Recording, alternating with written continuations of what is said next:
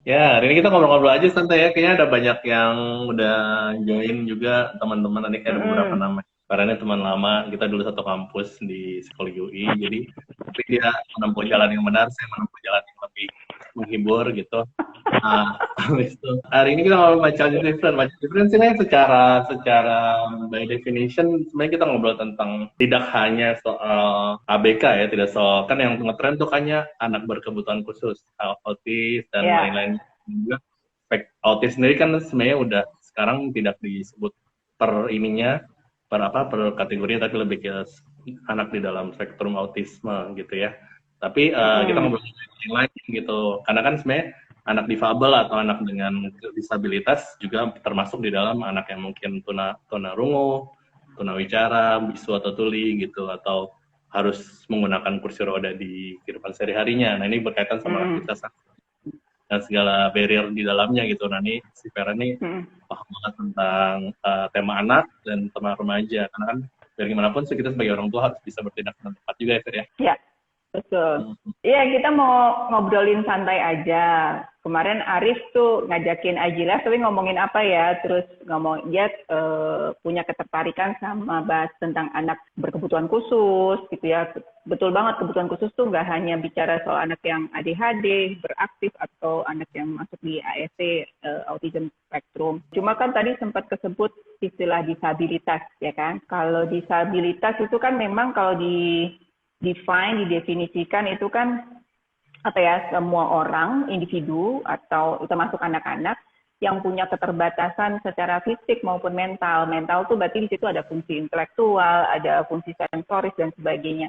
Dalam jangka waktu yang lama, ya, jadi menyandangnya dalam waktu lama dan berpengaruh pada kesehariannya mereka. Jadi berpengaruh pada fungsi mereka dalam kesehariannya. Cuma kalau gue pribadi ya, Riz ya, kalau disabilitas tuh kesannya memang itu digunakan secara umum gitu ya. Cuma kalau gue pribadi lebih suka dengan kata-kata disable. Disable itu Ya, different difabel juga. ability. Ya, karena memang itu Uh, kata pakai umum disabilitas, tapi sebenarnya difabel, differentiable harusnya. Ya, lanjut lanjut. Ya, different ability. Jadi kita nggak memandang mereka sebagai orang yang tidak tidak bisa melakukan, kan disable kan artinya kan dia tidak bisa melakukan gitu ya, tidak dapat. Tapi kalau different ability itu kan berarti kan dia bisa, cuma untuk hal yang berbeda. Jadi dia punya kemampuan yang berbeda. Itu juga menyangkut kaitannya sama istilah individual differences. Kalau buat gue sih semua orang pasti punya individual differences gitu ya. Kayak kita misalnya ini puasa kan ngomongin makanan nih nggak apa-apa ya, udah lapar banget. Kayak misalnya kalau lo makan bakso gitu ya, bakso. Kalau gue mungkin suka kecapnya banyak, lo mungkin sausnya banyak. Nah itu di individual differences dan semua orang punya, termasuk anak-anak yang berkebutuhan khusus ini gitu. Contohnya kayak gimana tuh, Fer, kalau dalam dalam kenyataan, dalam realnya gitu, biar mudah juga nih yang mendengar. Mungkin Dalam kalau apa kita contoh kenyataannya gimana gitu. di sekolah kali ya, atau enggak gini, gak usah di sekolah dulu, di rumah gitu ya. Anak lo berapa? Dua Anak kan? gue dua, Sama apa beda? beda lah. Beda kan gitu ya. Jadi dari kesukaannya aja udah beda. Dari warna kesukaan, makanan kesukaan, cara mereka belajar, cara mereka bicara, pencapaian kemampuan mereka waktu milestone-nya dulu. Misalnya bisa jadi yang satu lebih cepat jalannya, yang satu lebih cepat ngomongnya gitu kan.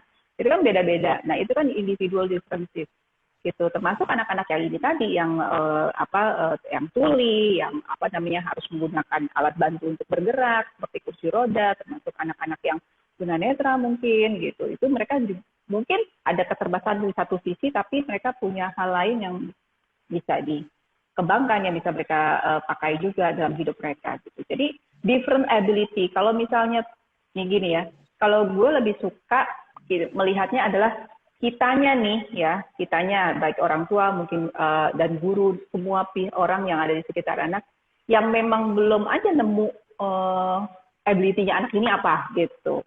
Kemampuan ini anak ini apa? Mungkin karena pilihannya kurang variatif, mungkin kesempatannya nggak ada gitu ya. Dia mau melakukan ini dilarang, takut, nggak boleh nyoba dan sebagainya gitu. Jadi bisa aja nggak kelihatan tuh si individual difference-nya dalam masalah konteks ability ya, dalam masalah konteks kemampuan gitu. Oke, jadi kita harus ngomong secara cukup jelas kelebihan anak ini apa, justru fokusnya di kelebihan ya, karena kan different able, different ability gitu kan. Jadi apa dia Iya, different kelebihan? ability. Oke. Betul. Jadi kalau misalnya dia ada keterbatasan tertentu, nggak usah ngomong sampai ke anak yang spesifik kebutuhan khususnya ya gitu. Anak-anak yang biasa aja, anak-anak kita yang di rumah gitu. Kalau misalnya dia memang suka atau tidak kurang mampu dalam hal akademik, berarti kita harus carikan hal-hal lain yang memang ability-nya di situ. Gitu. Mungkin kayak apa? Mungkin dia lebih yang bagus di hal-hal yang bersifat keterampilan atau vokasional atau yang lainnya, atau olahraga, gimnastik kayak gitu-gitu kali ya. Oke, oke. Penting Betul. nih kita ngomong soal differently able. Kita mungkin kerangkanya langsung differently able aja ya. Soalnya tadi ada yang nanya disabilitas sama nggak dengan disable. Mungkin udah kita jawab ya, beda gitu ya sebenarnya. Kadang dua istilah ini untuk mewakili orang-orang yang sama sih digunakannya sekarang gitu. Dan masalahnya juga kalau gue perhatiin hal-hal semacam ini soal anak, disabilitas gitu dan lain-lain dari secara istilah formal yang dipakai aja udah disabilitas nomor satu itu. Kedua dan kayaknya tuh bulan gue sejauh ini kalau banyak perhatian hal ini tuh kayak hal yang will never get there yet gitu, selalu nggak pernah sepenuhnya kita selesai. Sebagai orang tua maksud lo? Sebagai orang tua maupun sebagai masyarakat, tapi mungkin kita kontekskan lebih masyarakat sebagai orang tua lah. Nggak gampang loh jadi orang tua. Ya, betul, Apalagi betul. kalau anak lo punya kebutuhan yang khusus ya. Dan kesulitannya itu di apa ya? Datang dari awal sekali. Ketika orang tua jadi ada beberapa buku, ada beberapa literatur yang membahas ini. Jadi ketika orang tua mengetahui anaknya itu tidak sesuai dengan harapannya mereka, gitu ya, itu kayak ada grieving, ada kayak perasaan loss, kehilangan anak yang kalau di literatur sih disebutnya loss of a healthy child gitu. Jadi ada rasa kehilangan kan anak yang sehat. Gitu. Nah itu jadi kayak mereka ada masa-masa di mana bersedih dulu, kecewa dulu, mungkin ada menyalahkan diri mereka gitu ya. Apa yang dialami anak ini mungkin coba saya dulu nggak ini, coba saya dulu, dan itu hal-hal perasaan bersalah itu muncul. Nah ini di tiap orang tua tentu beda-beda reaksinya dan waktu berapa lamanya ya. Ada yang memang bisa cepat bangkit langsung dia fokus lagi ke anaknya, terus apa nih yang saya bisa lakukan untuk bantu anak saya gitu. Ada yang bisa gitu, tapi ada juga yang kayak klien yang pernah datang ke tempat gue gitu ya, dia mungkin udah pergi ke sekian psikolog, pergi ke sekian dokter anak untuk tahu anaknya ini kenapa gitu, sehingga dia menghabiskan waktu hanya untuk mencari tahu anak ini kenapa. Sementara anak ini kan terus berkembang ya. Kan kita nggak bisa pause dulu. Kamu pause dulu ya, sementara kamu berhenti dulu perkembangannya, sementara saya cari tahu kamu kenapanya gitu. Dan apa yang menyebabkannya gitu ya, penyebabnya gitu. Sehingga apa yang harusnya dikembangkan di anak ini nggak jalan gitu.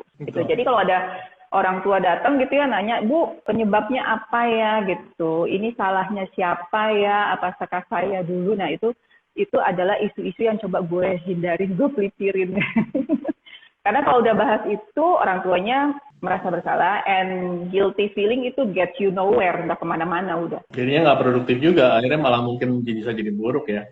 Nah sebenarnya kalau misalkan nih kita sebagai orang tua punya apa ya istilahnya kecurigaan secara positif, mungkin apa jangan-jangan anak gua punya ya tertentu ya, ada halangan tertentu. Ini kan kita ngomong dalam kerangka ada barrier atau disisi tertentu, tapi mungkin dia ada kebaikan yang lain gitu. Apa nih kita yang mesti lakukan sebagai orang tua? Kalau ada kecurigaan ya, apalagi khususnya gue sebagai seorang ibu ya, itu ada penelitian yang memang bilang kalau naluri ibu ya, perasaan ibu itu mengatakan wah ada yang salah nih kayaknya gitu ya, itu mesti diikutin gitu, karena sekian %, itu ternyata memang benar firasatnya ibu gitu ya. Nah, jadi kalau ada kecurigaan, jadi ikutin, cek kemana, ke dokter anak, bisa ke psikolog, bisa untuk tanya ini sebenarnya kenapa anak saya ada hambatan apa gitu. Tadi kita udah agree soal istilah, kita akan ngomong soal dalam kerangka differable ya, differently able atau different ability.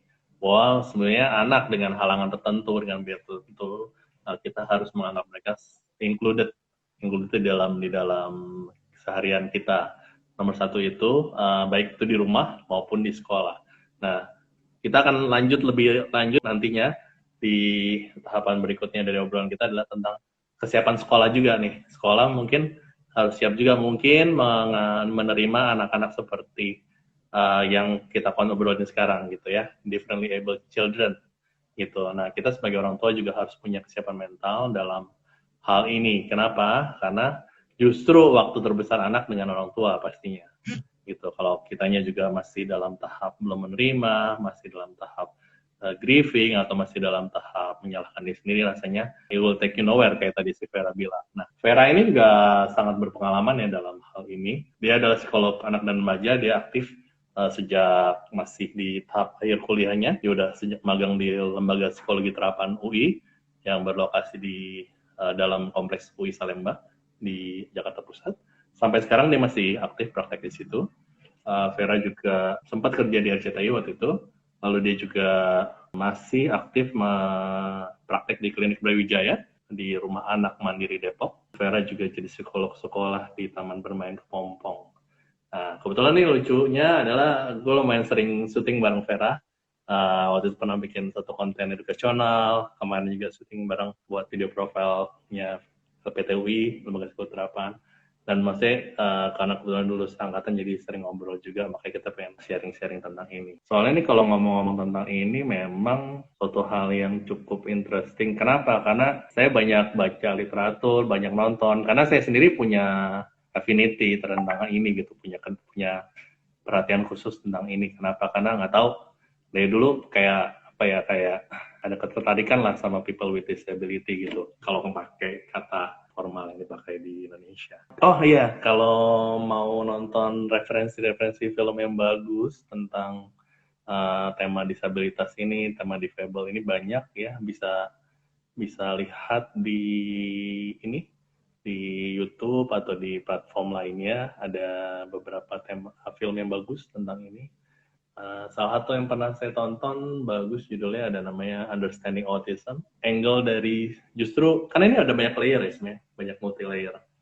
Satu, kita bisa ngomong dari anaknya sendiri, bisa dari orang tuanya, bisa dari sisi sekolah, bisa dari orang yang bekerja di klinik. Saya pernah nonton satu dokumenter yang menceritakan tentang wanita ya, tentang perempuan yang bekerja di klinik yang handling children with disability gitu.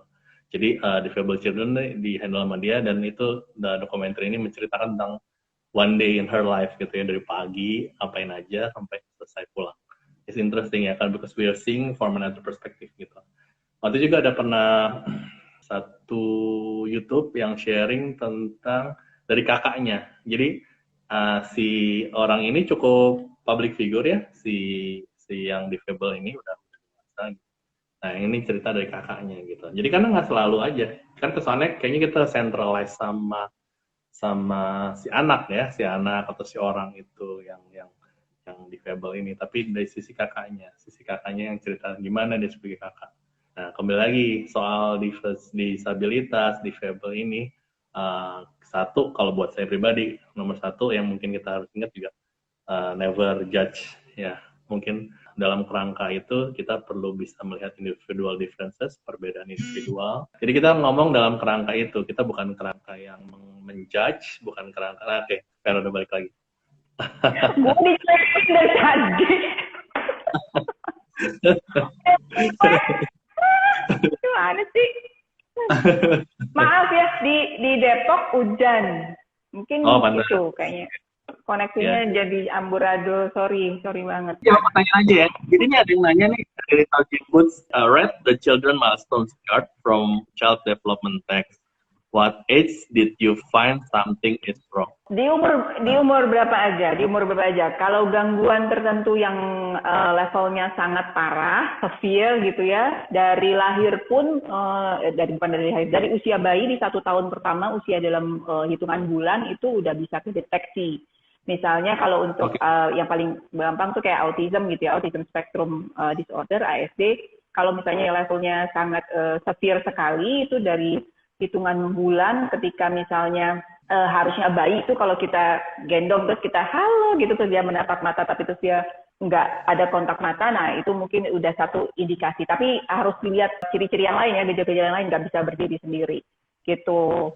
Nah, tapi kebanyakan yang datang ke klinik itu yang umurnya sudah 2 tahun, 3 tahun. Kalau untuk gangguan bicara, ASD tadi, itu umur segitu datangnya ke klinik. Tapi kalau untuk gangguan hiperaktif, ya ADHD, itu biasanya ketika mereka sudah masuk sekolah. Ketika masuk sekolah, mereka harus duduk diem, gitu ya. Nah, itu mulai deh kelihatan kok dia ternyata susah untuk konsentrasi, susah untuk diem. Nah, itu baru terdeteksi. Oh, gue inget tadi sampai lucunya orang tua ada yang nggak nyadar gitu. Kalau ada something wrong sama anaknya gitu. Jadi kadang ada orang tua datang gitu ya, iya nih saya disuruh sama bapak ibu saya, maksudnya disuruh sama keluarga besar untuk bawa anak saya untuk cek dia kenapa, ada apa dengan anak saya gitu. Loh, terus kan gue tanya, lo kok disuruh, memang menurut bapak ibu nggak ada ini ya, nggak ada yang salah gitu dengan anaknya gitu. Menurut saya sih nggak ada masalah gitu ya. Kan biasanya kalau ketemu sama orang tua yang datang ke tempat praktek kan orang tuanya ngobrol dulu, tanya dulu ada apa, terus ini cerita sedikit ya kalau prosedur di tempat praktek gue gitu. Terus nanti orang tuanya suruh nunggu di luar, nah gue berinteraksi tuh sama anaknya. Nah itu, wah itu anaknya dalam waktu 10 menit bisa membuat ruang praktek jadi berantakan.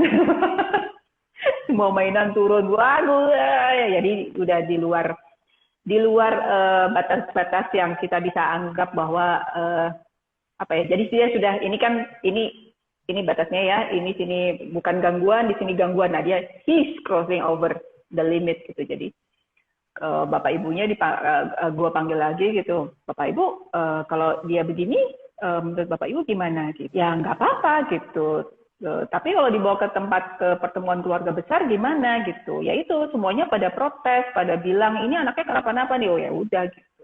Jadi sometimes gitu ya, pengetahuannya, acknowledgement-nya itu bukan, yang acknowledge itu bukan orang tua, tapi orang-orang di sekitarnya, di keluarga besar, tetangga mungkin, atau guru, biasanya gitu. Jadi sebagai orang tua kita juga harus dengerin ini ya, lingkaran yang lebih luas lagi justru. Karena mungkin kita sendiri nggak sadar, hari-hari biasa aja udah kayaknya nggak gimana-gimana banget. Padahal ternyata mungkin harus diperhatikan tertentu. Nah ini tadi menarik nih soal, tadi Vera sempat ngomong soal sekolah gitu ya, kalau adik-adik. Ini kan sebenarnya kan kalau kita petakan sebenarnya kan anak ini ada di rumah gitu ya, ada non rumah gitu ya, ada sekolah, ada tempat bermain dekat rumah atau whatever itu. Nah itu lingkaran-lingkaran yang lebih luas dari dia. Nah itu pasti biasanya anak ini difabel nih mungkin akan menghadapi challenge tertentu atau barrier tertentu di dalam kesehariannya, terutama di luar rumah. Nah itu gimana tuh menyikapinya? Challenge, barrier pasti ada ya di sekolah, mungkin yang kentara banget ya di sekolah gitu. Pasti ada. Nah untuk meminimize barrier itu, ya kita orang tua perlu memilih sekolah yang tepat untuk anaknya, disesuaikan dengan kebutuhannya si anak dalam belajar seperti apa.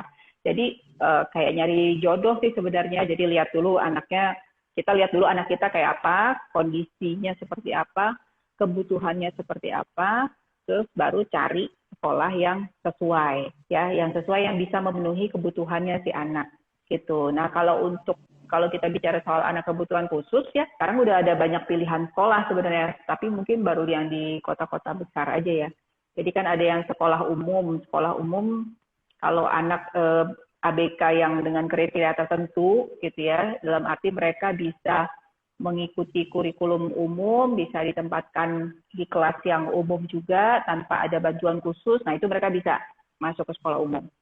Ada pilihan kedua adalah sekolah inklusi. Nah, kalau sekolah inklusi ini seperti sekolah umum, ditempatkan bersama-sama di kelas yang dengan anak-anak non-ABK, tapi mereka punya kesempatan untuk belajar dengan program belajar khusus. Dan terus ada bantuan-bantuan khusus juga sesuai kebutuhannya mereka. Misalnya ada shadow teacher-nya, ada guru pendampingnya, mungkin ada terapi tertentu gitu. Terus ada juga pilihan ketiga adalah sekolah khusus. Nah, sekolah khusus ini benar-benar semua khusus. Jadi anak-anak ini berada di kelas yang khusus, yang isinya memang semuanya anak berkebutuhan khusus. Biasanya kelas kecil, isinya cuma 4 anak atau 5 anak dengan 1-2 orang guru. Nah, program belajarnya juga dikhususkan sesuai dengan kemampuan mereka dan apa yang bisa dikembangkan dari mereka gitu. Oke. Nah, gitu, kalau kelasnya juga naiknya sama biasa, kayak kelas 1, kelas 2 atau beda? Ada Misalkan kita, level-levelnya, ada level-levelnya, tingkat-tingkatannya juga gitu. Nah, ada sekolah khusus yang sifatnya perantara. Jadi sekolah khusus nanti ketika anaknya siap, mereka bisa pindah atau masuk lagi ke sekolah yang umum atau inklusi gitu pilihannya gitu. oke. Jadi setelah Gitu. siap Jadi dia kalau nah ini menarik juga nih. Sebenarnya kalau gitu gimana kita sebagai parents, kan kita mungkin milih ya mau sekolah yang mana nih, benar sama anak kita. Di antara tiga pilihan tadi yang Vera udah jelasin, menurut lo yang mana? Gimana caranya? Sedikit guidance saja lah buat parents gitu. Untuk milih mau sekolahin anaknya di mana nih? Yang sekolah umum, sekolah inklusi atau khusus baiknya gitu. Guidance-nya apa tuh? selain faktor biaya ya, faktor biaya kan juga menentukan ya. Jadi cari memang yang sekolah gini, kalau gue lihat ya, karena gue kan juga pernah bekerja di beberapa sekolah gitu. Sebenarnya juga nggak ada sekolah yang sempurna, yang perfect bisa memenuhi kebutuhan belajarnya si anak. Sekolah juga dalam proses belajar karena anak-anak itu kan tiap anak tadi kita di awal bilang mereka punya individual differences yang sangat unik satu sama lain gitu ya. Nggak usah anak ABK, anak-anak yang non ABK pun juga begitu. Nah, sekolah itu masih dalam proses belajar untuk memenuhi, oh anak ini butuhnya ini, oh anak ini butuhnya ini gitu. Ya dalam proses belajar memenuhi itu. Jadi nggak ada sekolah yang perfect. Tapi satu hal yang patut dipegang sama orang tua, sekolah yang punya guru atau sekolah yang punya willingness, kesediaan untuk menerima anak ini apa adanya dulu aja. Jadi anak ini merasa diterima, merasa dihargai, jadi iklimnya tuh iklim inklusif. Jadi setiap orang bisa ada di situ tanpa merasa dia lebih rendah daripada yang lain gitu ya. Kalau misalnya sekolah inklusi, jadi anak tidak ada bully gitu ya. Kalau sekolah itu kan berarti kan bercampur ya antara anak ABK dan anak ABK. Jadi tidak ada bully dan tidak terlepas hanya sampai pada anak-anaknya aja ya, bukan hanya ke si teman-teman anak ABK ini gitu ya, tapi juga orang tua dari teman-temannya si anak ABK ini gitu. Karena ada pernah kejadian yang sangat menyedihkan ya di beberapa, ada di 1-2 sekolah gitu. Jadi ada satu anak ABK ditempatkan bersama dengan anak-anak yang lain. Anak teman-temannya sih sebenarnya semua welcome aja ya dengan kehadiran anak ini. Tapi yang protes menolak justru para orang tua dari anak-anak yang lain gitu. Takut anaknya ikut-ikutan lah, takut banyak hal yang ditakutkan dampak negatifnya gitu ya. Tapi Karena mungkin masih ya, karena mungkin sebagian orang tua, mungkin ada sebagian orang tua yang kadang-kadang berpikir mungkin akan ngasih dampak buruk atau nular gitu-gitu ya. Nah, oke lanjut aja. Bagus.